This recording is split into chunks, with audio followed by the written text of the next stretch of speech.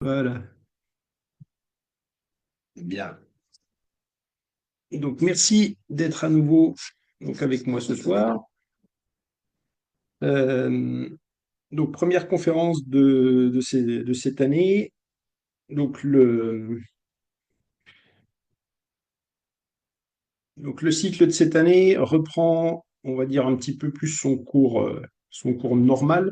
Alors, pour ceux qui étaient de ma ligue, en fait, il n'y a pas eu forcément d'interruption.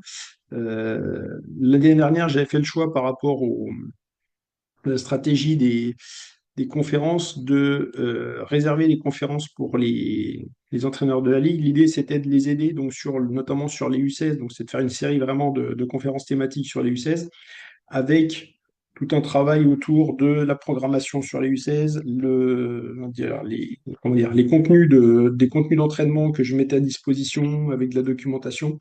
L'idée, c'était voilà, d'aider les entraîneurs à être dans la conception, enfin dans l'application déjà comment dire, de séances d'entraînement. Et puis, moi, je mettais à disposition des contenus des contenus tout faits, de manière à ce qu'il y ait aussi un peu de variété et puis des choses un petit peu différentes de ce qui peuvent se faire d'habitude. Donc, je sais qu'il y a un certain nombre de personnes qui ont intégré des choses par rapport à ce que j'ai pu proposer. Et puis, petit à petit, au fur et à mesure de l'année, on avait fait le tour de pas mal de choses, donc on était reparti sur des conférences thématiques sur les disciplines. Et donc ce soir, la dernière en fait, la dernière que j'ai fait, que j'avais pas encore fait, donc les lancers pour les U16. On avait déjà fait des sauts et déjà fait des courses. Donc l'idée c'était de finir aussi voilà, les conférences thématiques sur les U16. Je les ai rouvertes à tout le monde puisque je veux aussi relancer donc une série de 6 conférences. Il y en aura 6 cette année. Habituellement, j'en faisais 7. Voilà, j'en ai enlevé une aussi pour des problématiques voilà, temporelles. Je sais qu'en général, on va dire novembre jusqu'à avril, mai, ça passait. Souvent, les conférences en juin, il y avait moins de monde pour plein de raisons, parce que les jours rallongent, parce qu'il y a des compétitions, il y a plein d'autres choses. Donc voilà, je me suis concentré plutôt sur le fait d'en faire une par mois pendant 6 mois. Donc les lancers U16 pour terminer le cycle U16. Et à partir du mois prochain, vous l'avez, vous l'avez sans doute déjà noté, puisque je vous avais renvoyé les informations. Donc la première thématique qui redeviendra transversale, à savoir donc la posture d'entraîneur.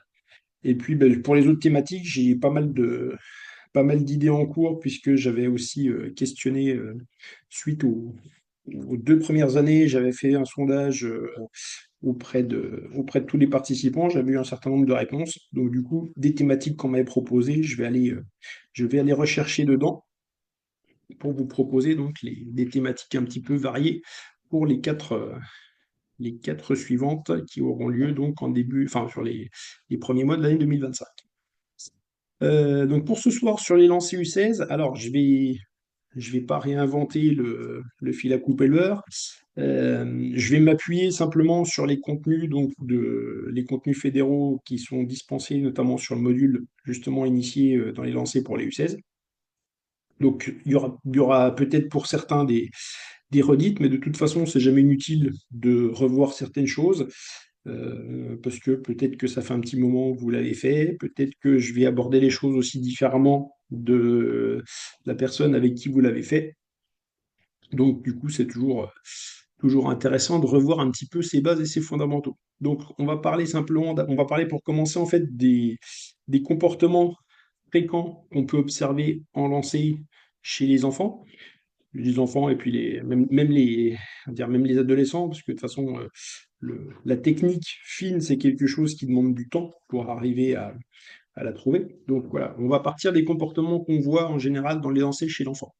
Donc, chez vraiment l'enfant, on va dire le jeune enfant, quand on commence en poussin à leur faire des choses un petit peu différenciées comme du vortex, eh ben, ils vont avoir du mal à identifier le pied avant et le pied arrière, d'accord, selon la main avec laquelle ils vont lancer. Donc ça peut paraître simpliste de dire, voilà, quand je suis droitier, je mets mon pied gauche devant.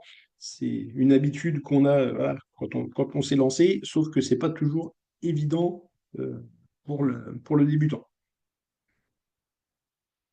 Le débutant, il va s'arrêter pour lancer. Donc, c'est-à-dire que si vous mettez de l'élan, en général, l'élan, il sert à rien. Donc, chez les petits, on commence d'abord par du travail sans élan parce que de toute façon, à part chez quelques jeunes qui vont être un peu plus débrouillés ou qui vont avoir un petit peu plus je sais pas si c'est de spontanéité ou de motricité peut-être aussi un peu. Hein. Il y en a quelques-uns qui vont arriver à utiliser un petit peu l'élan, mais chez 99% des enfants, si vous mettez de l'élan, vous verrez que ça s'arrête et ça lance. Donc, c'est pas quelque chose d'utile d'attaquer directement voilà, le travail avec élan chez les plus petits. Il va rechercher plus la précision que la distance. Alors, ça, c'est pas forcément un comportement observé. Par contre, c'est un comportement qu'on va essayer de mettre en place. Pourquoi? Parce que dans la stratégie d'apprentissage des lancers, on va d'abord essayer d'apprendre aux enfants à lancer juste et précisément avant de lancer loin. Pourquoi? Parce qu'en fait, on sait, c'est prouvé qu'à partir du moment où on lance précisément, on va lancer fort. Pourquoi on lance fort quand on lance précisément? Parce qu'à partir du moment où on vise et qu'on arrive à orienter les forces dans la direction qu'on souhaite, et ben justement, l'énergie qu'on déploie, elle va aller dans le sens du lancer. Et donc, c'est pour ça que c'est plus intéressant de commencer par apprendre à lancer précisément qu'apprendre à lancer loin. Ensuite, donc, un enfant, il va projeter l'ensemble du corps sans dissociation. Alors encore une fois, il y a toujours des contre-exemples. Voilà, on voit des vidéos des fois qui circulent sur Internet d'un enfant de 9 ou 10 ans qui lance un javelot super bien. Ouais, mais sauf que ça reste une exception. Et peut-être qu'il lance un javelot super bien parce que il s'est amusé très jeune à lancer des cailloux. Voilà, on ne sait pas exactement ce qui a été fait pour que le jeune en question lance super bien le javelot, mais à un moment, voilà, c'est pas la majorité et c'est pas le but surtout. Ça sert à rien d'avoir un gamin de 10 ans qui lance parfaitement le javelot. Honnêtement, enfin moi perso, ça m'intéresse pas.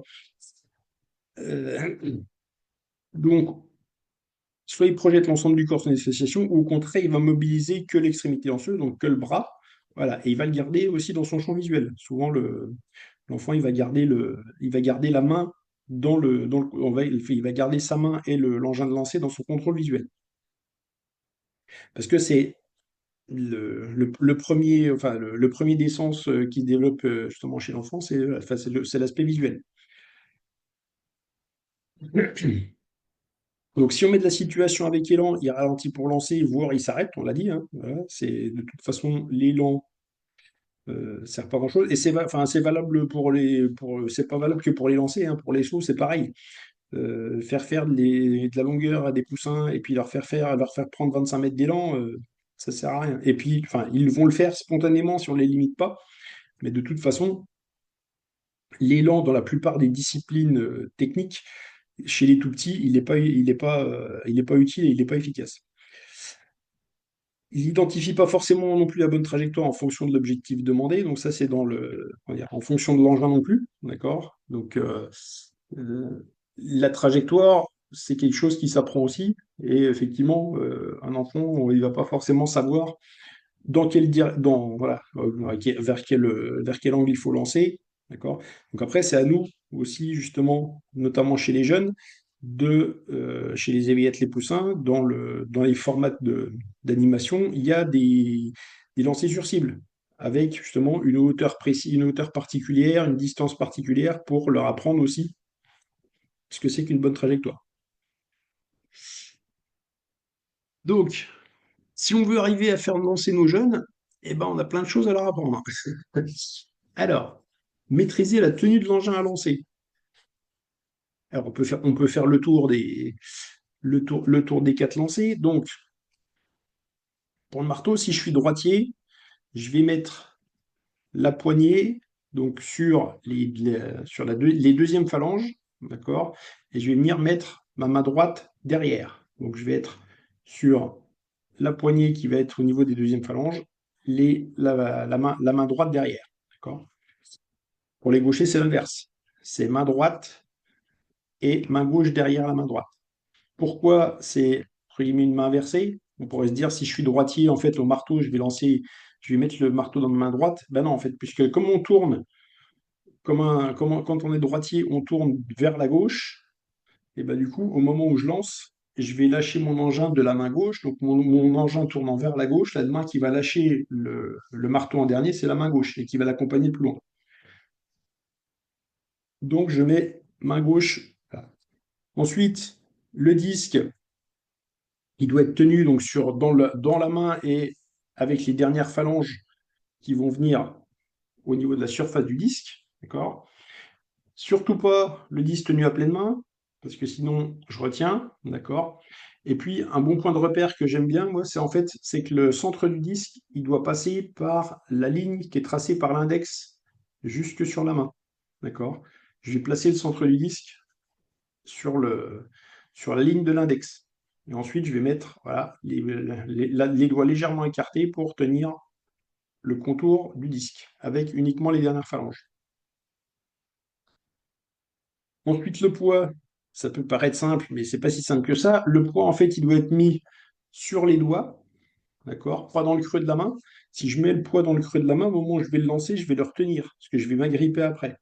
Or, le but, c'est au moment où je lance qu'il y ait un effet catapulte, d'accord, avec les doigts qui viennent finir le mouvement, voilà, et qui viennent mettre la dernière impulsion. Je vais dérouler la main pour que les doigts viennent mettre la dernière impulsion. Donc, mon poids, il doit être tenu sur mes doigts.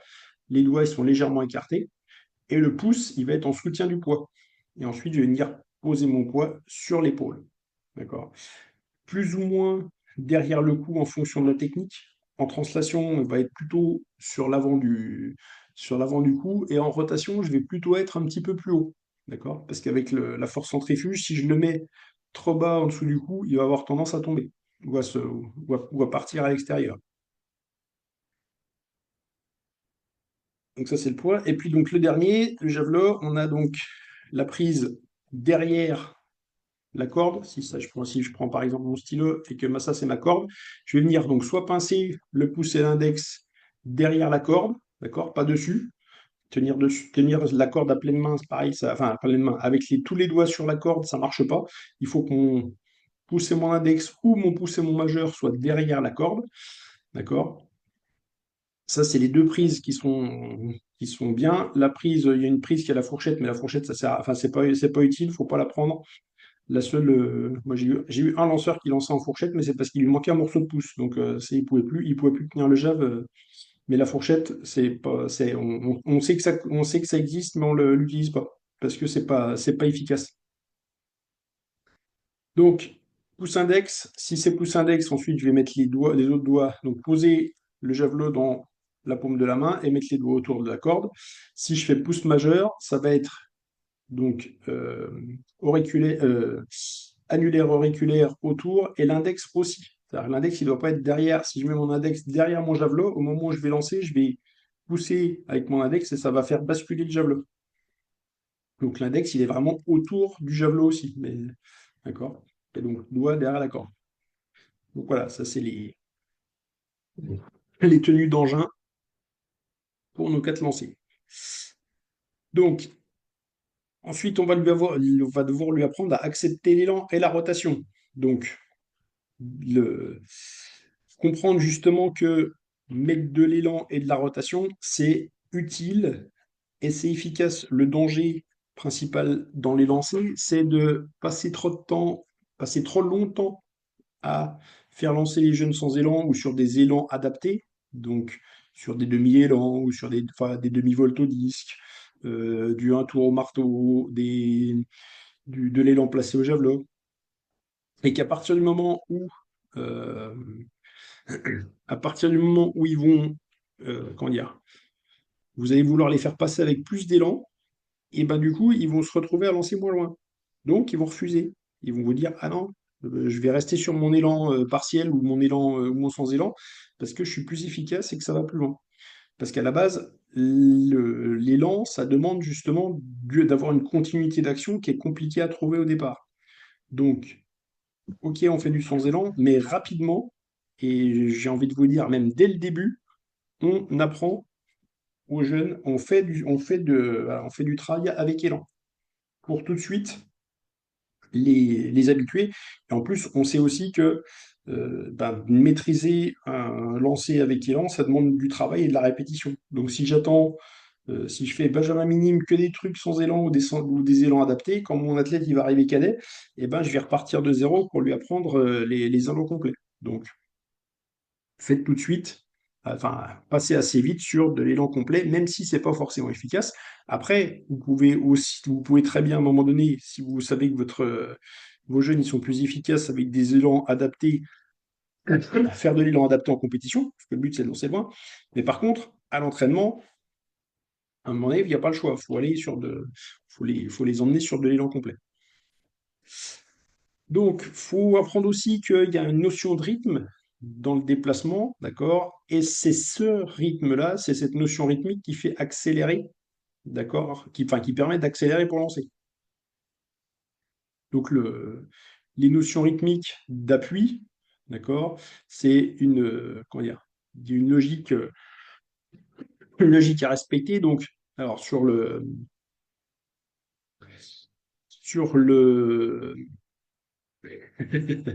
merci Isabelle. Effectivement, c'est compliqué de poursuivre ensuite sur de l'élan complet. Je crois que tu as une expérience là-dessus. Euh, donc la notion de rythme au poids, au disque, au javelot, elle est notamment liée à la rythmique des deux derniers appuis. D'accord? Le dernier, alors je parle en droitier, parce que je suis droitier et j'entraîne beaucoup de droitiers. Les gauchers, vous transférez pour vous. Donc, les deux derniers appuis, donc le droite-gauche à la fin, d'accord, que ce soit au disque, au poids ou au marteau, en fait, c'est un des déterminants de la performance parce que plus mon rythme droite-gauche est rapide, ma pose d'appui pied droit, pied gauche, mon enchaînement entre le pied droit et le pied gauche au sol est rapide, plus ça va aller loin. Alors, évidemment, si je lance loin, si vous êtes concentré que là-dessus, vous aurez beau essayer vous aurez beau avoir comment dire, une rythmique d'appui super, si c'est mal placé ou si on n'est pas dans les temps de lancer, évidemment, ça marchera pas. Mais voilà, chez un athlète qui lance juste, ce qui va lui permettre de gagner de la distance, c'est de réduire justement ce temps entre la pose du pied droit et la pose du pied gauche. Plus ça va vite, plus ça va loin. Et pour autant, évidemment, le but, c'est on ne peut pas poser les deux pieds en même temps. D'accord? J'ai vu dans ma carrière des gens qui essayaient de poser les deux pieds en même temps, que ce soit des entraîneurs qui essayaient d'apprendre des trucs comme ça aux athlètes ou des athlètes eux-mêmes qui essayaient de poser les deux pieds en même temps. Ça sert à rien parce qu'à partir du moment où je pose les deux pieds en même temps, ben, le bassin il s'arrête. Alors que quand j'enchaîne pied droit, pied gauche, mon pied droit commence à travailler dans le sol et à appuyer et à faire bouger mon bassin pour venir percuter sur le pied gauche. D'accord? Le marteau, c'est une spécificité, mais il y a un rythme au marteau aussi, d'accord? C'est spécifique puisque au marteau, le pied gauche, pour les lanceurs droitiers, encore une fois, est en permanence au sol, donc il n'y a pas de notion justement d'intervalle droite-gauche. Par contre, c'est le retour du pied droit au sol dans les tours et l'accélération de ce retour pied droit avec un rythme qui va de plus en avec un rythme, donc un retour pied droit qui va de plus en plus vite, qui fait aussi qui permet donc de créer de la torsion et de créer de la performance et de la distance. Chose la plus compliquée aussi, il faut leur apprendre à résister sur les appuis pour pas casser les alignements, et ça passe évidemment par de la technique, mais ça passe aussi surtout par un travail de gainage. C'est-à-dire qu'à un moment donné, si votre athlète il n'est pas gainé, ben, je vois pas comment il peut résister au niveau des alignements. Et ça commence en dehors des lancers. Ça commence dès le travail qu'on peut faire sur le travail d'appui, quand je fais des montées de genoux, quand je fais des talons-fesses, quand je fais tout ce genre de travail-là, un des défauts que je constate de manière régulière, c'est, chez les entraîneurs, hein, c'est qu'ils ne sont pas assez exigeants justement sur ce placement-là. C'est-à-dire qu'on fait des montées de genoux pour faire des montées de genoux, on fait des talons-fesses pour faire des talons-fesses. Moi, quand je fais ce genre d'exercice, j'insiste sur le placement de l'athlète, j'insiste sur la qualité justement de l'alignement, la qualité de l'appui, la qualité du rebond, le fait de Quand la pluie arrive au sol, il n'y a pas de déformation. Voilà, donc on est sur un travail de gainage permanent, voilà, sans passer par des exercices de gainage, hein, mais voilà, le simple fait d'être capable d'avoir un alignement corporel, de résister à la pression mon appui arrive au sol et de rester aligné avec le corps, c'est déjà du gainage. C'est ça qui permet de résister et de rester aligné. Donc voilà, être exigeant en fait dans les modalités d'exécution, c'est déjà c'est déjà un travail sur lequel il faut insister parce que c'est déjà là que le progrès commence. D'accord? Et ça, c'est valable pour tout. Moi, les jeunes que j'ai en section sportive, quand on fait de la préparation physique, enfin, quand on fait des circuits de PPG, j'arrête pas de leur dire. Le but, c'est pas de faire c'est pas de faire 50 répétitions dans les 30 secondes de travail qu'on fait. C'est aussi d'avoir une recherche de l'efficacité, une recherche de la justesse du placement du corps et une recherche de la justesse de l'exécution de l'exercice. Et ça, à partir du moment où vous êtes exigeant tout le temps sur les modalités d'exécution, sur le placement, eh ben, vous allez donner des bonnes habitudes. Et puis en plus, vous allez aussi optimiser la progression de l'athlète dans d'autres exercices. Puisque on est aussi dans de la transférabilité. Voilà. Quand je suis capable de rester bien aligné sur les appuis, quand je fais du travail de pied, eh ben, ça m'aide aussi à rester aligné quand je fais des lancers. Coordonner le haut et le bas du corps. Donc ça, c'est la difficulté principale. On aurait même dû l'inverser d'ailleurs, puisque c'est le bas qui commence et le haut qui vient ensuite. Donc, être capable de comprendre que les lancers partent du sol, c'est quelque chose de compliqué et de long. Euh, et ça, quel que soit le niveau. Moi, je me rappelle justement d'un colloque à Lyon donc, qui avait été fait par Jürgen Schutt, l'ancien recordman du monde du disque, qui entraîne maintenant, qui est entraîneur national en Allemagne. Et en fait, il avait fait un colloque avec les athlètes français. Il y avait des jeunes, donc il avait fait une séance technique avec lui, hein, les meilleurs juniors, espoirs. Et en fait, il avait passé leur temps à leur dire c'est trop tôt au-dessus, faut travailler plus en bas, faut. Voilà. Et en fait, c'est le travail du bas, il est primordial dans les lancers, mais souvent, voilà, on a tendance à vouloir y aller trop vite avec le haut. Donc, dès les jeunes, il faut arriver à leur faire comprendre que les lancers, ça part du bas, même si c'est pas évident. Donc, éloigner l'extrémité lanceuse du pied droit, donc pour un lanceur droitier, donc ça c'est valable au disque et puis au javelot. Le marteau aussi, le marteau, c'est les mains qui sont loin du point de rotation. Au poids, c'est plus compliqué, même si voilà, le travail d'étirement au poids, il existe, hein, malgré ce que certains en disent. Il y a aussi un travail voilà, de mise en tension et de renvoi. Mais voilà, donc le but, c'est de créer de la distance, en fait. D'ailleurs, c'est l'extrémité lanceuse du pied gauche, pas du pied droit, parce que l'idée, c'est de créer de la distance entre le pied gauche et la main droite pour un lanceur droitier, et pas du pied droit. Il y a une faute de frappe. Donc, en fait, quand je viens poser mon pied gauche, que ce soit au javelot ou au disque, si je crée de la distance entre la main droite et le pied gauche, eh ben, je vais avoir un chemin de lancement qui va être long. Alors, avec une limite, c'est que si je crée trop de torsion, ou si je crée trop de distance, ou si je me jette, ou si comment dire, je casse un peu mon alignement, je dois conserver ma hanche droite sous mon pied droit. D'accord? Si je laisse le bassin partir pour créer de l'éloignement, eh ben, je vais casser mon alignement, dont on parlait tout à l'heure. Donc ça suppose éloigner l'extrémité lanceuse du pied gauche, éloigner pied gauche, main droite. Ça suppose que mon alignement il soit respecté quand même. Si je lance les pieds devant et que je tombe derrière, j'arriverai jamais à revenir. Et ok, il y aura de la distance entre mon pied droit et ma main gauche, sauf que le transfert par le milieu, c'est-à-dire par le gainage, il ne se fera pas, parce que si je ne suis pas aligné, il ne peut pas y avoir de transfert. Je ne sais pas si je suis clair.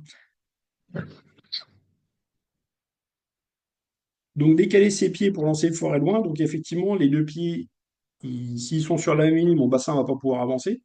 Donc il faut que mes pieds soient décalés. Voir pour le lancer dans le secteur, ça, oui. Enfin, ça, c'est, on va dire, c'est ce qu'on va apprendre aux jeunes. Après, plus on va avancer, plus on va être sur de la sensation et on n'aura pas forcément besoin de voir. Mais dans un premier temps, les jeunes, on va essayer de leur montrer où est-ce qu'on regarde, d'accord? Adapter cette forme de lancer au projectile et au but à atteindre. Évidemment, on ne lance pas un javelot comme on lance un poids ou comme on lance un marteau ou comme on lance un disque. Ça, vous le savez. Et l'angle d'envol n'est pas le même non plus. Et donc, du coup, adapter sa forme de lancer, ça permet aussi de créer la bonne trajectoire. Alors, les lancers pour les U16, bah, il y a les quatre. Voilà, poids, disque, javelot, marteau. Donc, dans les lancers, au niveau donc, fonctionnel, pour lancer loin, il faut accumuler de l'énergie pour la transmettre. Donc, accumuler de l'énergie avec le corps pour la transmettre à un engin. D'accord? Et donc, euh, principe de base dans les lancers, ce qui doit aller vite, c'est l'engin à la sortie de la main. D'accord? Les gens confondent la vitesse du lanceur et la vitesse de l'engin. D'accord? Et je vais casser une idée reçue ou, ou peut-être enfoncer une porte ouverte, peut-être pas d'ailleurs, ou casser un mythe. C'est pas parce que le lanceur tourne vite, ou va vite, ou court vite, que l'engin va vite à la sortie de la main. D'accord? On peut aller, vous pouvez avoir, si vous regardez, si je prends l'exemple du javelot, vous regardez des vidéos de allez, 5-6 lanceurs qui ont fait 90 mètres, je pense qu'il n'y en a pas deux qui arrivent à la même vitesse. Pourtant, ils font tous 90 mètres. Ça veut dire qu'à la sortie de la main, l'engin est grosso modo à peu près à la même vitesse. Après, il peut y avoir l'angle d'envol qui joue un petit peu, mais le facteur déterminant de la performance en lancer, c'est la vitesse d'éjection. C'est d'abord ce facteur-là. Après, c'est la hauteur d'envol et l'angle d'envol. C'est voilà, les trois facteurs, mais facteur déterminant, c'est la vitesse. Donc ça veut dire que euh, ce qui est important, encore une fois, c'est la vitesse d'éjection de l'engin par la vitesse du lanceur. Et à partir du moment où vous apprenez à lancer à des jeunes, évitez la consigne du genre va plus vite. Ça sert à rien, à part à les mettre dans la galère la plus totale, parce que à partir du moment où on maîtrise déjà pas un geste en allant doucement, je vois pas comment ils peuvent faire un geste juste en allant vite. Donc, la base de l'apprentissage des lancers, c'est de prendre le temps de faire les choses, d'accord, et d'apprendre à des vitesses réduites. Et une fois qu'on maîtrise une technique avec une vitesse réduite, on peut commencer à mettre de la vitesse par-dessus. Mais tant que je ne maîtrise pas ma technique à une vitesse, pas une vitesse zéro, mais une vitesse, on va dire, raisonnable, je ne peux pas aller plus vite. C'est pas possible. Enfin, c'est pas utile. Je peux aller plus vite, mais c'est pas efficace. Si je vais plus vite et que je maîtrise pas ma technique, je vais aller moins loin encore. Donc voilà, apprendre vraiment que l'accumulation d'énergie et la transmission d'énergie, d'accord, ça passe par le corps et ça passe par les mises en tension du corps, pas forcément par la vitesse de rotation ou de course de l'athlète. Même si c'est encore une fois, c'est un paramètre qui va venir après. Donc il faut obtenir une association optimale des muscles concernés, bien évidemment. Donc, comme je vous disais, partir du bas pour aller vers le haut, être capable d'être placé et de maîtriser ses alignements pour être gainé, d'accord, et puis pour transmettre la force. Et puis donc, appliquer les principes transversaux, amplitude, rythme, équilibre, et moi j'ajouterais même relâchement. Parce qu'un muscle relâché est un muscle qui s'étire bien, d'accord. Et relâché, ça ne veut pas dire mou, d'accord. Je peux avoir un muscle qui est tonique, mais qui est tonique et qui est relâché. D'accord? Tu peux avoir un muscle le but, c'est que le muscle s'étire tout en étant suffisamment tonique. C'est trouver, en fait, on va dire, le bon compromis entre rigidité et étirement.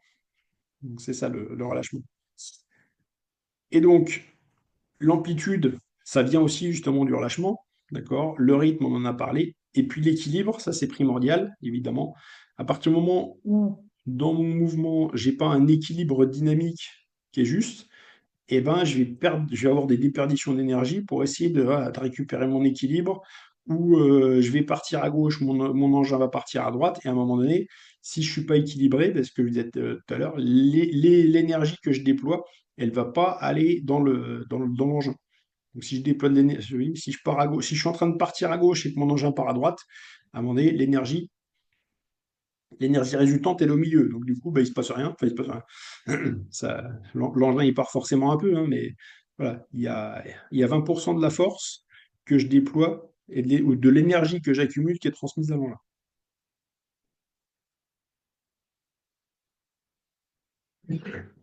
Donc, l'accélération finale, donc ça, on part en fait, on va expliquer un peu, on va partir de la finale, puisque c'est ça qui détermine justement la vitesse d'envol. C'est la capacité à accélérer l'engin en finale, d'accord? Donc là, on a l'exemple dans lanceur de disque. L'accélération finale, elle démarre à la pose du pied gauche à plat, d'accord? Alors, ça c'est en théorie, hein. Si vous regardez pour l'avoir vu il n'y a pas longtemps justement au colloque, le GA 23 m 23 au poids de Djokovic, l'américain, son pied gauche, il est jamais à plat au sol. Il fait 23-23, son pied gauche, il reste sur la plante du pied. Il y a pas de pose à plat. Donc, mais bon, il n'empêche que sa phase d'accélération, elle commence à partir du moment où il a le pied gauche posé. D'accord? Donc, on dit à plat parce qu'on apprend voilà, on apprend, enfin, comment dire, la logique d'apprentissage chez les jeunes, c'est de leur apprendre justement à poser à attaquer par pied à plat. Euh, enfin, d'ailleurs, je fais une aparté sur le disque. Je suis en train de justement de remettre en forme. Je vais remettre en forme bientôt. J'aurai un peu de temps. Toute la stratégie justement d'apprentissage de Serge Debier, entraîneur historique de notre porte-drapeau Mélina Robert Michon. Et lui a mis en place justement toute une série d'exercices. Et il commence justement par un exercice où il met l'athlète en position pied gauche à plat. Donc encore une fois, je parle en droitier, pied gauche à plat, et où il doit, enfin, dans cette posture-là, quasiment, on voit à l'écran, et où il doit essayer de lancer sans décoller le pied gauche. Donc voilà, donc ça c'est une base du travail, c'est vraiment de sentir la pose du pied gauche à plat pour travailler là-dessus.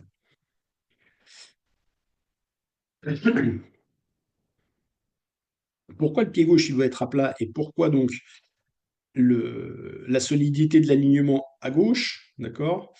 Eh ben, parce qu'à partir du moment où j'ai un pied gauche à plat et un côté gauche aligné et solide, eh ben, je vais récupérer justement de l'énergie, puisque là, à droite, il y a du mouvement, d'accord?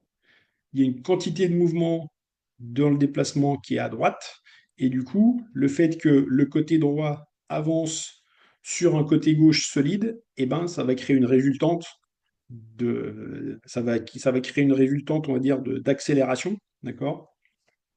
Le côté droit va avancer, va s'étirer, et ça va donner un chemin d'impulsion qui va être long, d'accord?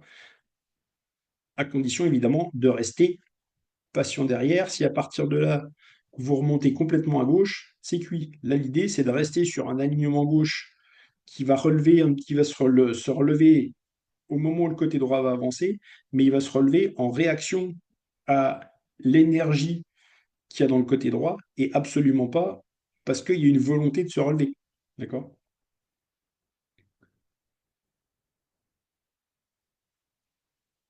Ensuite, élasticité de la chaîne musculaire, donc la notion de mise en tension en voie, de torsion-détorsion, l'effet catapulte, voilà, on peut appeler ça un petit peu de différentes façons, mais c'est un cumul de tout ça. Donc, lors du relevé de l'alignement, l'action forte du pied gauche à plat au sol provoque l'enchaînement des mises en tension en voie du bas vers le haut, ce que je disais.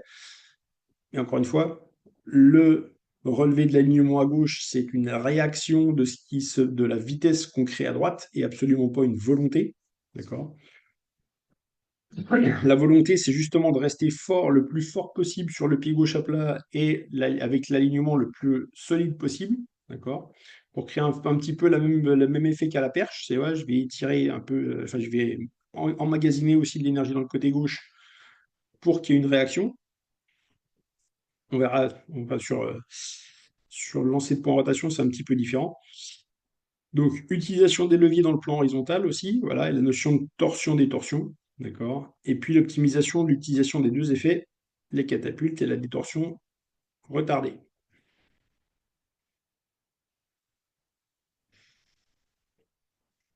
Donc ça, c'était sur la notion finale. Ensuite, donc, l'élan, il sert à quoi? Il sert à préparer au mieux la phase d'impulsion finale, évidemment. On la précède donc de la phase, elle précède, on va y arriver. On la précède de la phase de prise d'élan, enfin de mise ou de mise en mouvement, ouais, plutôt, parce que l'élan, il commence par une mise en mouvement, d'accord? Et donc, l'élan débute par la rupture d'inertie, donc c'est à partir du moment où je me mets en mouvement, d'accord, et se termine à la pose complète du pied gauche. Donc ça, c'est un modèle très très simplifié, parce que dans l'élan, il y a plusieurs phases, évidemment. Mais voilà, on est chez les U16, on va faire un modèle simplifié. Je ne vais pas vous faire une théorie complète sur la technique de tous les lancers. Ça, ce sera pour, si ça vous intéresse, quand je ferai un retour justement sur le point en rotation, euh, sur le colloque sur lequel je suis allé dernièrement. Il y aura il y aura des webinaires sur le point en rotation l'année prochaine. Donc, si vous êtes passionné de point en rotation, je vous enverrai les infos.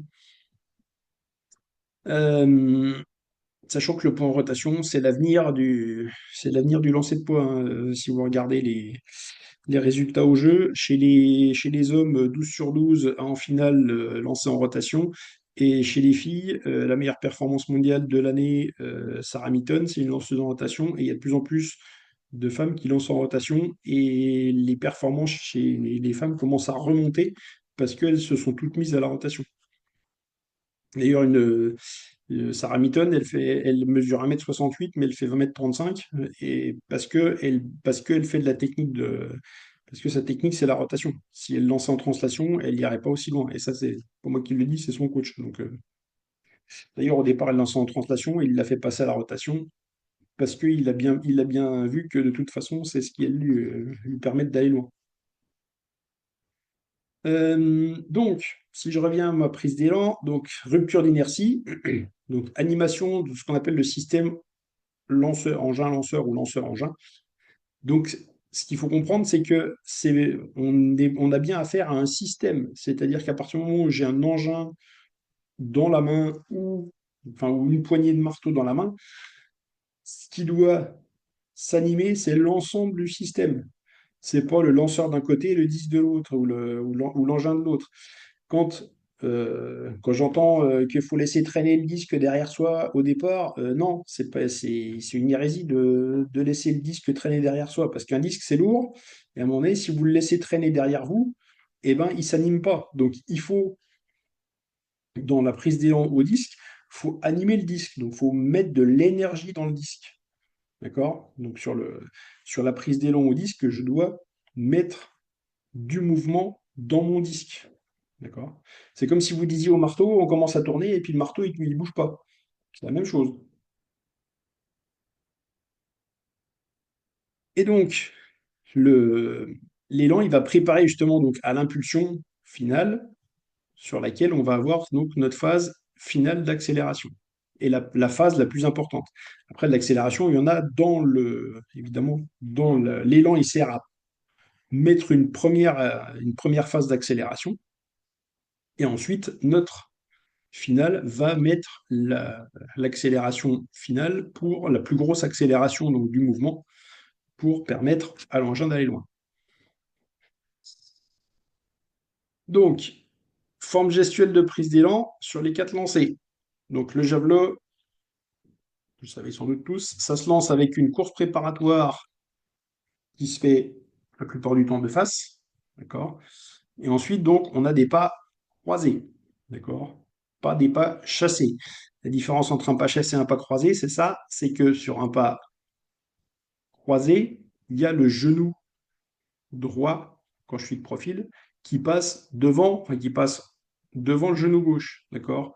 Le pas chassé, je viens juste taper le pied gauche avec le pied droit quand je suis de profil. Ce qui n'empêche pas que dans l'apprentissage du javelot, lancer avec des pas chassés et donc mettre ce qu'on appelle un hop à la fin, donc un pas croisé juste avant de mettre son dernier pied droit, son pied gauche et de lancer, c'est un exercice qui est intéressant parce que ça permet justement, ça oblige le lanceur à rester droit, à éviter justement de se casser en arrière, et puis ça permet de simplifier aussi dans l'apprentissage le mouvement, parce que les pas croisés, c'est quand même quelque chose qui n'est pas forcément évident à acquérir. Ensuite, donc au disque, il y a ce qu'on appelle une volte. Voilà, je pars de dos à l'air de lancer, je vais me retourner, donc me mettre sur un pied, avancer dans le plateau avec le pied droit pour les droitiers, ensuite ramener le pied gauche, et donc pareil, l'intervalle droite-gauche, enfin l'intervalle même gauche-gauche d'ailleurs, on parle de plus en plus d'intervalle gauche-gauche, c'est-à-dire que le temps que met le pied gauche pour aller du pivot jusqu'au au pied gauche d'appui, donc l'intervalle gauche-gauche, c'est un déterminant de la perf. C'est plus mon gauche-gauche est rapide, pareil, plus ça va loin. Donc c'est une. Donc après, il y a toute la logique technique derrière pour amener justement un temps gauche-gauche relativement court. D'accord. Ensuite, le poids, je vous le disais, on parle encore de la translation, mais on en parlera sans doute bientôt plus, parce que voilà, le dernier qui a lancé vraiment loin en rotation, c'était David Storr, l'Allemand, qui a fait 22, 30, 22, 50, quelque chose comme ça. Euh, et depuis, voilà, je sais pas quelle est la meilleure perf mondiale cette année en translation, parce que je pense qu'on est, voilà, il y a de moins en moins de lanceurs en translation, parce que la rotation permet un chemin d'élan un chemin un chemin de lancement plus long, d'accord.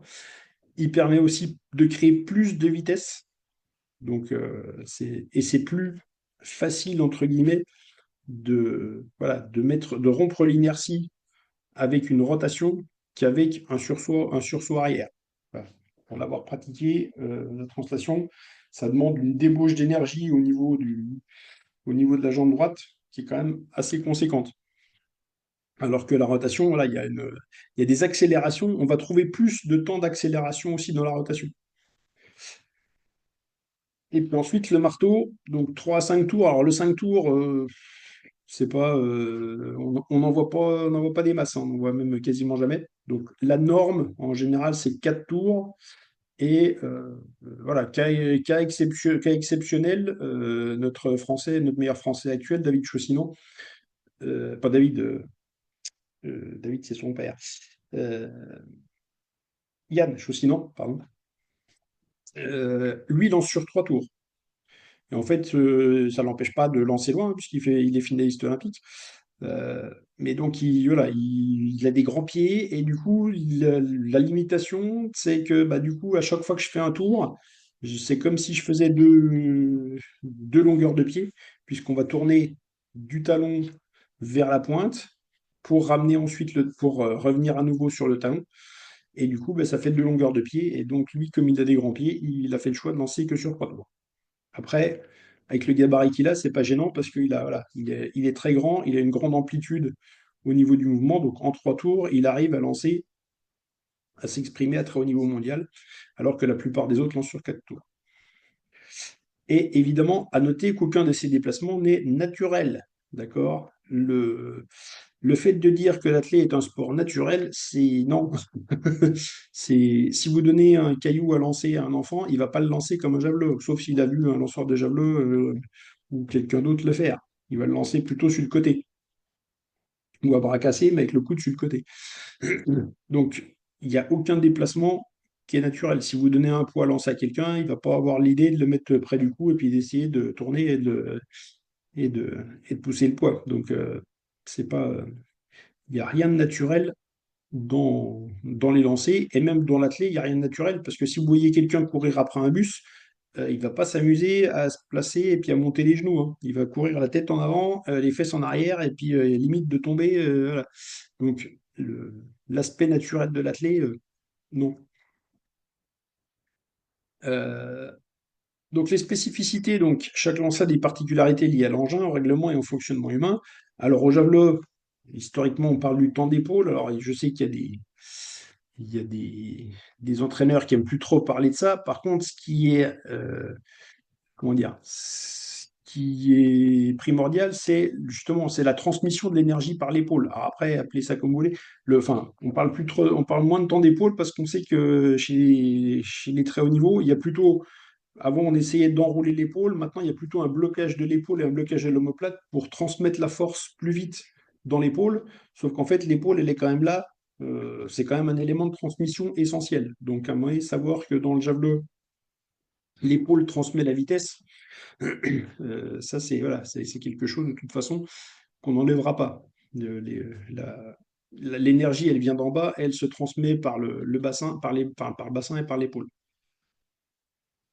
Le disque, donc il y a la tenue qui est spécifique et l'effet donc gyroscopique. Il faut faire en fait tourner le disque, c'est-à-dire que plus le disque tourne vite au moment de quitter la main, plus il va tenir en l'air et plus il va tenir sur le vent.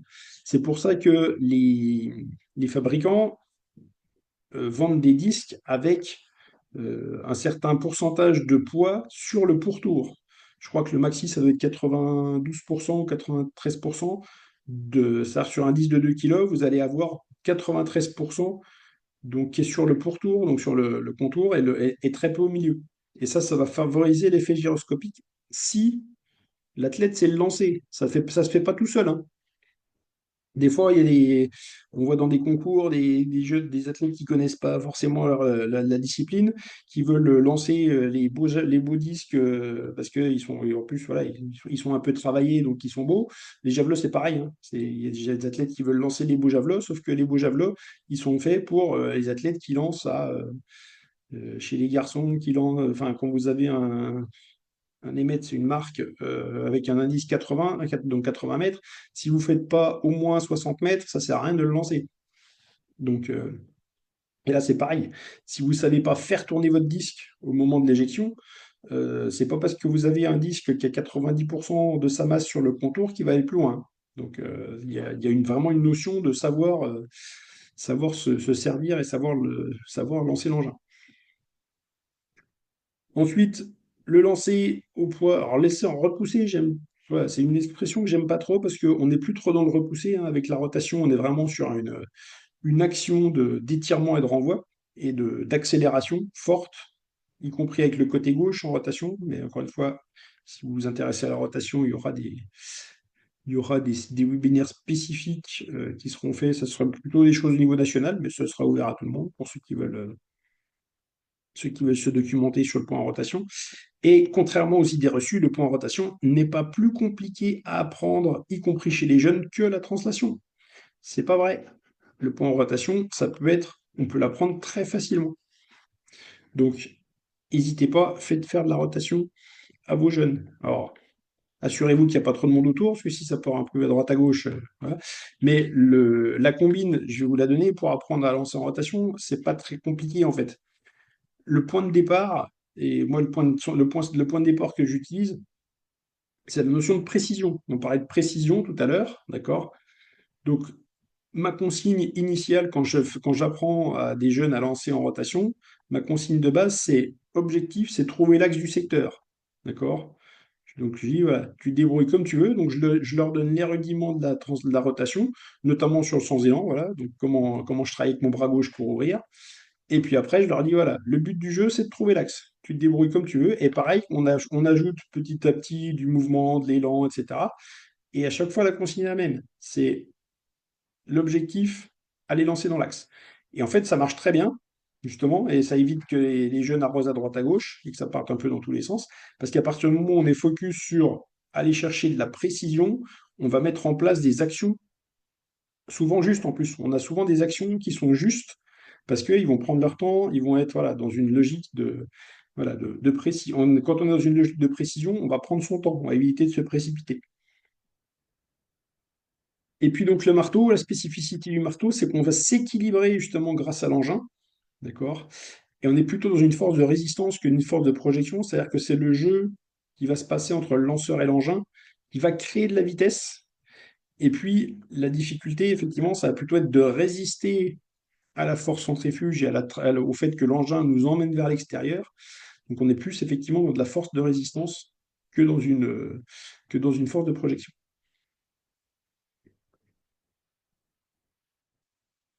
Voilà, donc pour ce qui est de la théorie, en pratique, donc chez les U16,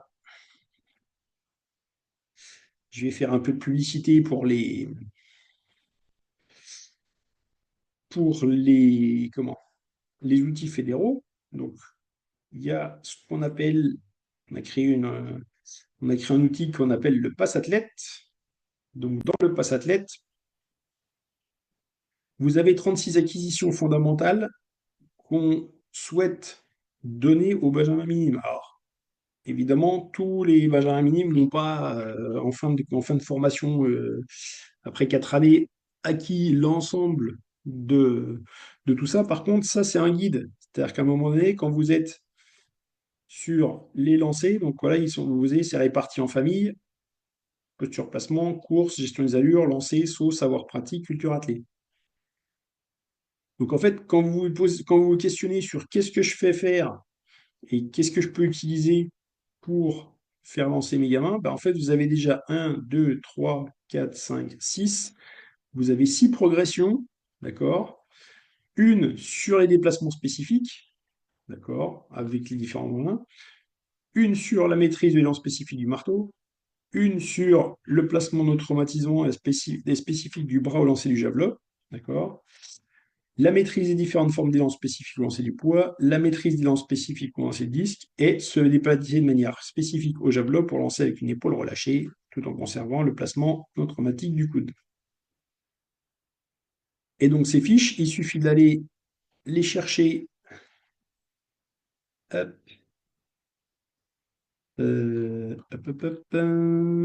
alors, je sais quelle est mon appli. Tac, tac. Ah oui. Hop. Alors, tac. Voilà. Hop. Alors, je vais trouver. Hop. Alors, hop. Voilà. Donc, hop. Voilà. Donc, je vous enverrai la fiche avec les références. Alors normalement, il est censé y avoir des liens qui marchent. Sur celle-là, il ne marche pas. Mais en fait, ça, c'est le numéro de la fiche.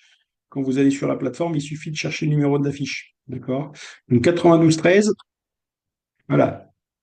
Donc c'est les déplacements spécifiques dans les lancers. Et donc le pass athlète, il est par année d'âge, Benjamin 1, Benjamin 2, minime 1, minime 2.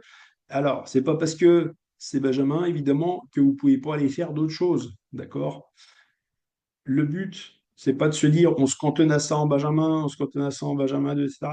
Donc, on peut évidemment, au niveau des années d'âge, utiliser, enfin, au niveau des différents âges, utiliser l'ensemble du processus.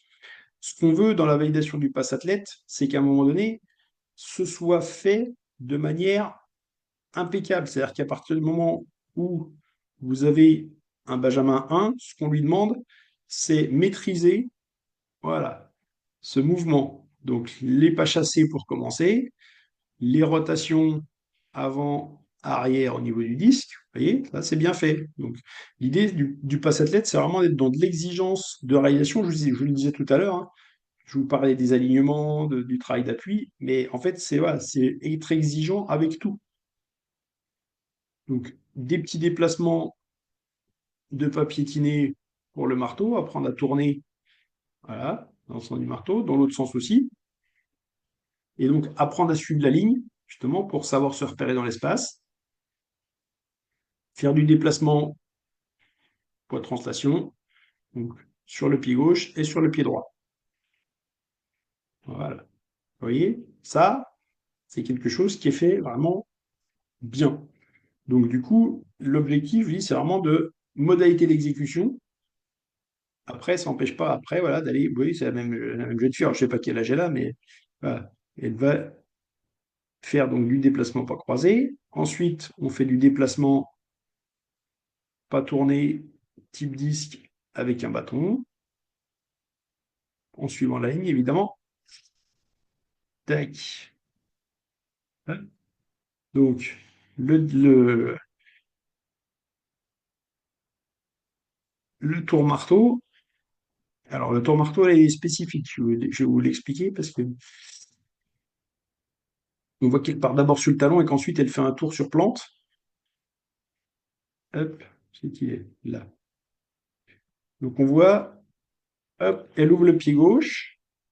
Donc, elle fait un quart de tour pied gauche. Elle revient en position. Et ensuite, hop, elle fait un tour sur plante. Pourquoi? Donc, là, elle le fait de l'autre côté aussi. Non, tac, pas revenu assez loin. Donc, elle le fait côté droit. Alors, travailler les deux côtés, c'est toujours intéressant parce que ça permet de développer d'autres capacités motrices, d'accord? Et donc, je finis mon explication. Pourquoi elle fait un tour sur la plante? Parce qu'en fait, quand on lance sur 4 tours, justement, je disais la plupart des lanceurs lancent sur 4 tours, et ben en fait, le premier tour, il se fait sur plante. Parce que le plateau, si vous faites 4 tours talon-pointe, il est court pour beaucoup de lanceurs.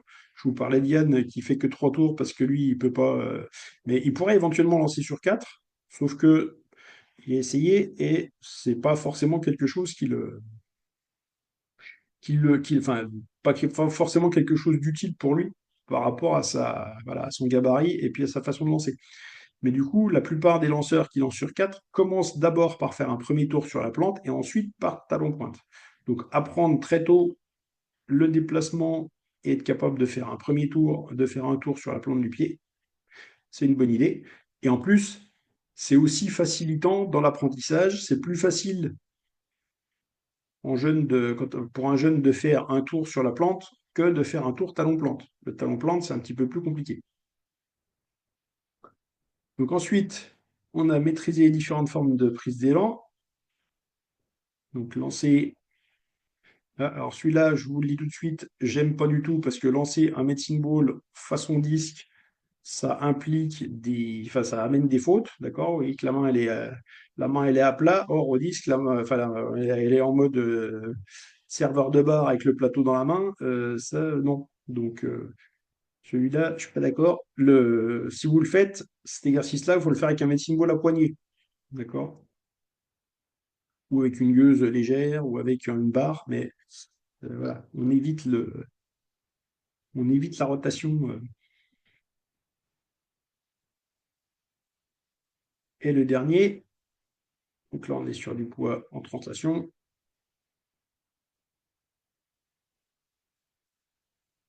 Donc main droite, main gauche. Et là on est sur le tour marteau. Hop, 2 tours et lancé. Alors c'est plus rudimentaire, hein. C'est plus compliqué, mais on est sur quelque chose d'un petit peu plus complexe.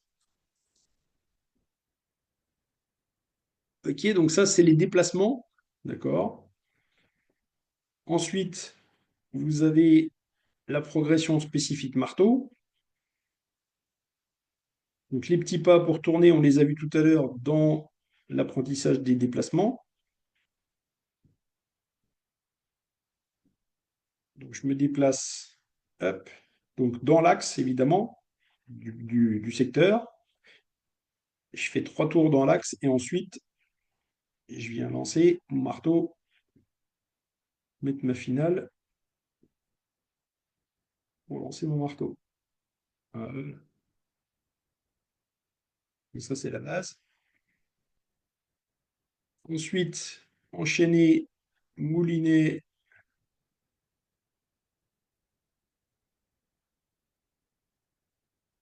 et petit pas. Alors, le lancer sur un tour en talon plante. Donc ça c'est la base.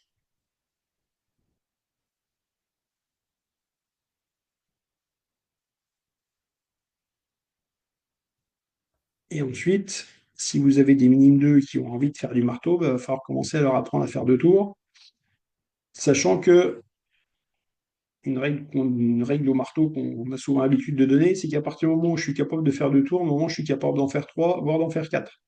Parce que le plus dur, en fait, c'est enchaîner. Et d'ailleurs, dans l'apprentissage, là, on propose le 2 tours dans le pass, mais moi, perso, quand j'ai des gens qui apprennent à lancer le marteau, je leur apprends à lancer sur un tour.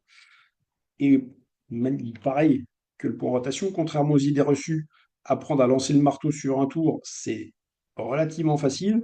Il y a, allez, en 2 séances, je vous garantis que, voire même en une séance, mais moi, je me laisse un peu de marge. En 2 séances, je vous garantis que j'apprends à n'importe qui à lancer un marteau sur un tour. Ça, c'est, même en une seule séance, c'est largement faisable. Donc c'est pas compliqué le marteau. Et donc le marteau en plus, c'est vachement fun parce que ça peut vite aller loin. Ce qui est ennuyeux dans le lancer, c'est quand ça va pas loin. Alors, tu as un conseil lorsqu'on entraîne sur le fait d'avoir un point fixe afin que l'engin puisse monter et sortir dans l'axe.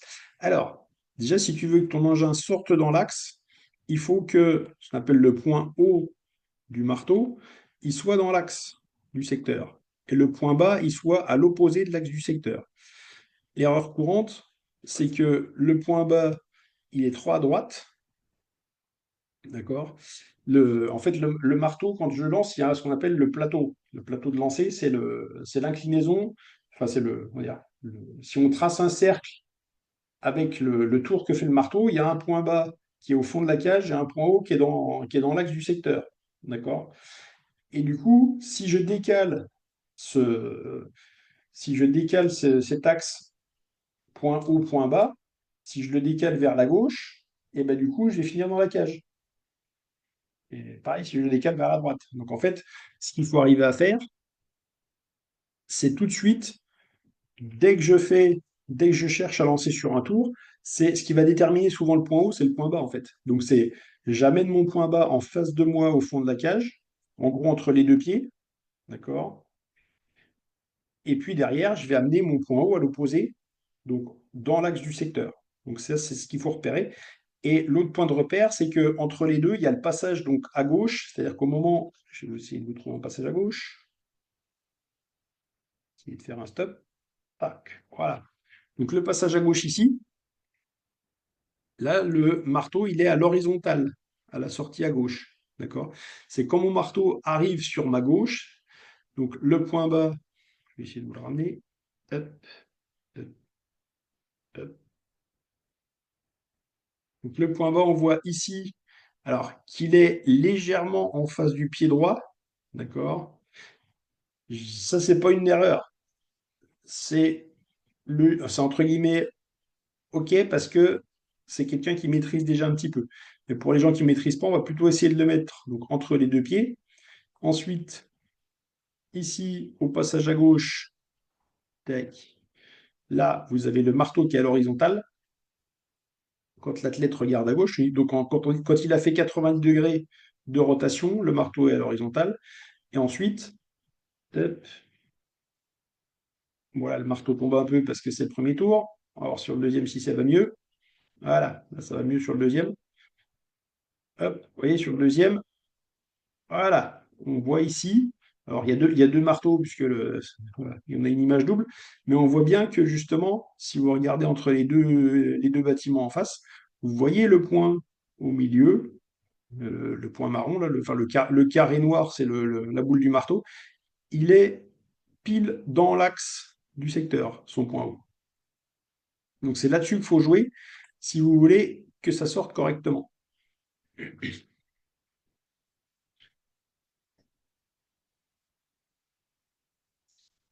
Et donc, comme je disais, le marteau, c'est sympa, d'accord? Donc, faites faire du marteau à vos jeunes, vous verrez. Alors, ok, il y a une notion de sécurité, mais par contre, si vous voulez apprendre à faire du marteau, trouvez-vous des petits morceaux de cordelette, d'accord? Vous les coupez en morceaux de 2 mètres, en gros, 2 mètres, 2 mètres 20. Vous prenez, on a souvent dans nos clubs des cônes, alors soit des cônes de chantier, soit des petits cônes avec un trou au bout, sinon vous n'arriverez pas à faire ce. Et en fait, vous passez la cordelette dans le cône, Vous faites un nœud et puis ben, vous avez un marteau non dangereux, voilà, avec le cône et puis la cordelette. Donc vous vous faites prendre la cordelette et puis vous pouvez apprendre, faire de l'initiation marteau en sécurité avec vos cordelettes et vos cônes. Et ça, c'est c'est déjà sympa à faire. Moi, je l'avais fait en formation, je sais plus, je crois que c'était à la Martinique, j'avais été faire une formation et donc ils n'avaient pas de marteau et je leur avais dit, bah, trouvez-moi des cônes et de la cordelette et je leur avais fait faire une initiation marteau et fallait, ils étaient ravis d'avoir, c'était les stagiaires, enfin, c'était les stagiaires, c'est les entraîneurs, hein, mais ils étaient, oui, on a passé 2 heures à faire l'initiation marteau, ils étaient ravis. Donc, n'hésitez pas. Voilà, Fabien confirme. Je te remercie, Fabien. Mais voilà, donc après, évidemment, si vous avez des jeunes qui veulent faire un peu plus de marteau, il va falloir passer à un moment donné avec donc soit des ballons. Les ballons,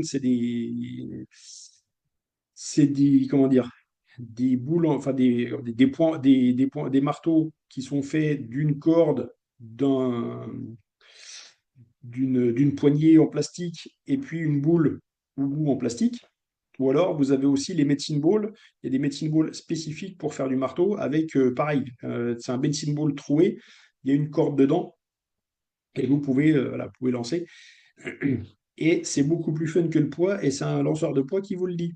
Donc, comme il y a pas longtemps, on a fait un séminaire justement sur les jeunes, sur lequel on m'a demandé d'intervenir sur la partie lancée du pass athlète.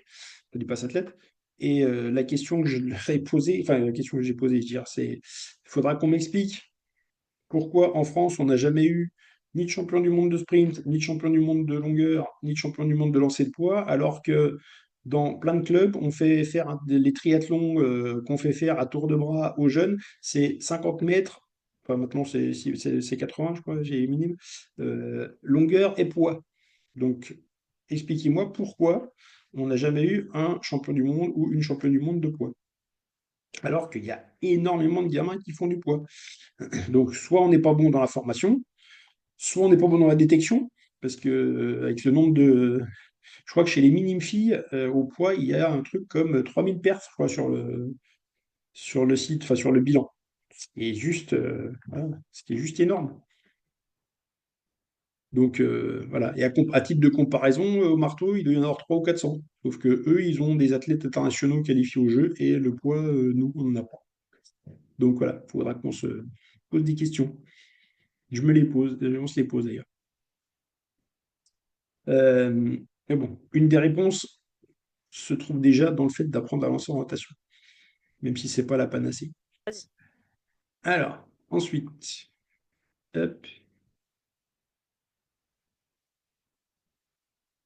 pour lancer de poids, il n'y a pas de suivi fédéral au poids. Si ça vient, Isabelle, ça vient. Il paraît que c'est moi qui suis responsable de l'équipe technique nationale du poids depuis 15 jours. Donc on va s'y mettre. Donc là, on est sur un lancer barré cassé, donc avec un ballon, d'accord? C'est pas un medicine ball, hein, c'est un ballon. Ok. Ballon de volley, ballon de basket, plutôt un ballon de volley d'ailleurs. L'intérêt du ballon de volley pour apprendre à lancer à bras cassés, c'est qu'en fait, à partir du moment où vous voulez que le ballon aille là-haut, vous êtes obligé de la jeune fille, là, elle est obligée de s'organiser pour passer le ballon au-dessus de l'épaule. Pourquoi? Ben, simplement parce que si elle part sur la droite, le ballon il lui tombe de la main. Donc elle n'a pas d'autre choix que de venir passer au-dessus de l'épaule et donc de protéger son coude.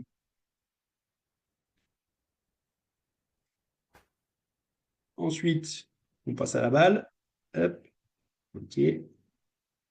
Sentir donc mise en tension, on voit. Ça c'est pas mal fait hein, pour un jeune. C'est déjà des belles, il y a déjà des belles, il y a déjà de belles attitudes là-dedans.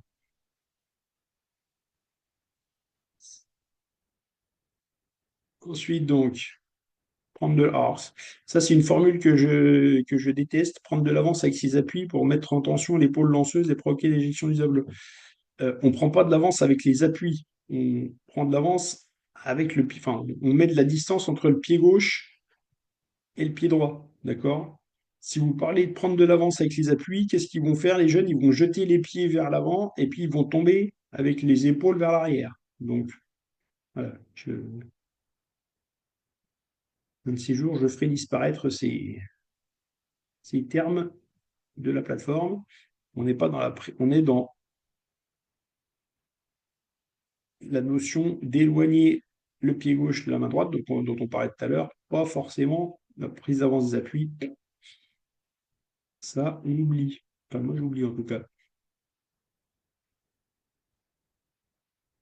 Ok, alors, hop.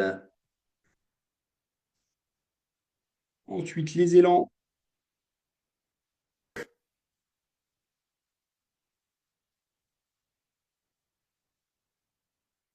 Donc, partir de pied de face, amener le pied derrière et venir éjecter. Voilà, éjectant, pousser. Alors, c'est pareil, la poussée, il n'y a pas de poussée au poids, il n'y a pas de poussée au poids. C'est ce qui fait ce qui fait la perf au poids, c'est l'étirement-renvoi, malgré tout. Malgré que ce soit lourd, il y a une phase d'étirement et de renvoi. Mais ça, on en reparlera dans, encore une fois, les webinaires spécifiques au poids.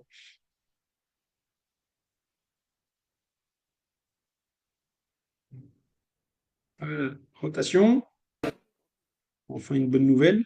On est sur de la rotation, donc là c'est de la translation. Et là, on met de la rotation.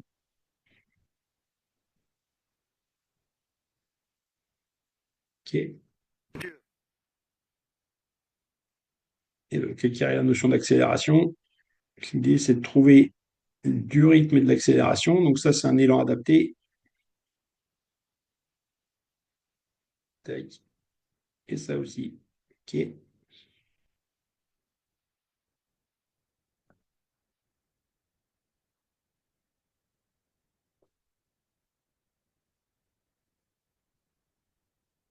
Et donc, il nous en reste deux avant de conclure.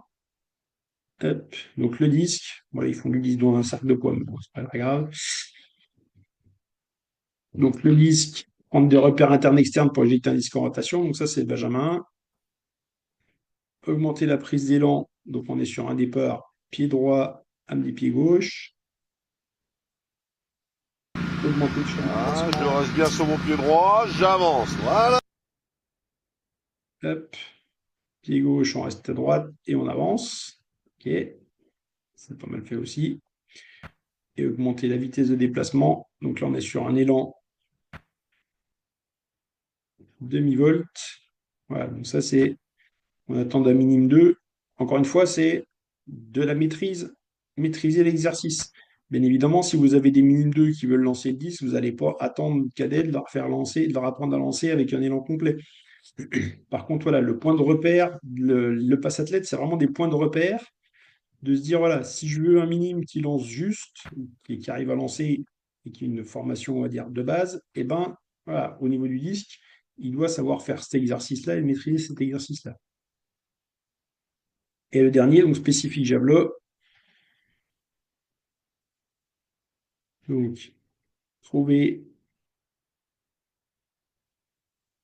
donc, ce que lanceur et l'éjection par l'épaule, donc c'est sentir en fait la mise en tension du corps.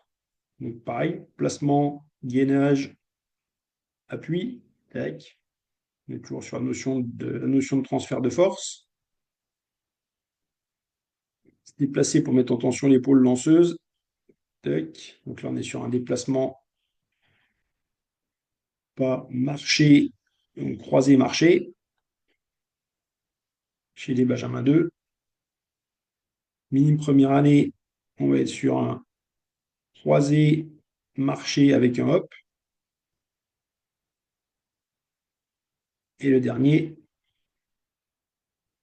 voilà, ce que je disais tout à l'heure, le pas chassé, donc chasser, chasser, croiser. Voilà. Quand vous faites du pas chassé au javelot, finissez toujours par un pas croisé. C'est parce que le mieux, enfin, ça permet de mettre du rythme sur le hop et ça permet d'avoir justement cette logique de, voilà, pied gauche fort avant le hop. voyez, on voit que ça appuie dans le sol. Tac, pam, voilà. Et ça donne du rythme. Le pas chassé, si vous restez sur un pas chassé jusqu'au bout, vous n'aurez pas la rythmique qui nous intéresse, à savoir le décroisé droite-gauche vite. Voilà donc pour les outils que vous avez à disposition pour les U16, pour leur apprendre à lancer. Et encore une fois, bien évidemment, si vous en avez qui sont un peu plus comment dire, orientés lancés, vous n'allez pas vous cantonner à ça. Mais déjà, sur l'ensemble de vos jeunes, si vous arrivez à leur inculquer ces choses-là dans les 4 lancers, on aura déjà fait un bon boulot. Enfin, vous aurez déjà fait un bon boulot. Voilà ce que je peux vous dire sur les lancers. Je ne sais pas si vous avez des questions.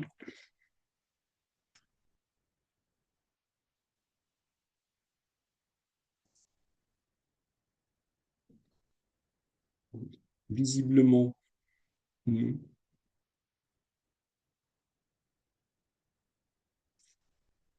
Bon, ben, s'il n'y a pas de questions, il me reste à vous remercier de m'avoir écouté encore ce soir.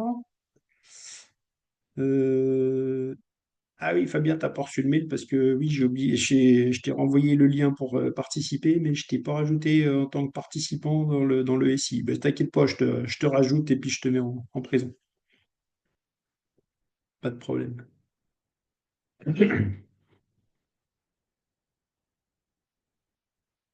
Bien, et bien, s'il n'y a pas de questions, je vous remercie pour votre participation et puis je vous souhaite une bonne fin de soirée à vous. Et puis, pour, euh, pour bon nombre d'entre vous, je crois, on se retrouve je ne sais plus exactement quand, le 18, le 19 décembre, quelque chose comme ça, je retrouverai l'horaire dans mon agenda, pour la conférence sur la posture d'entraîneur. Merci beaucoup et bonne soirée.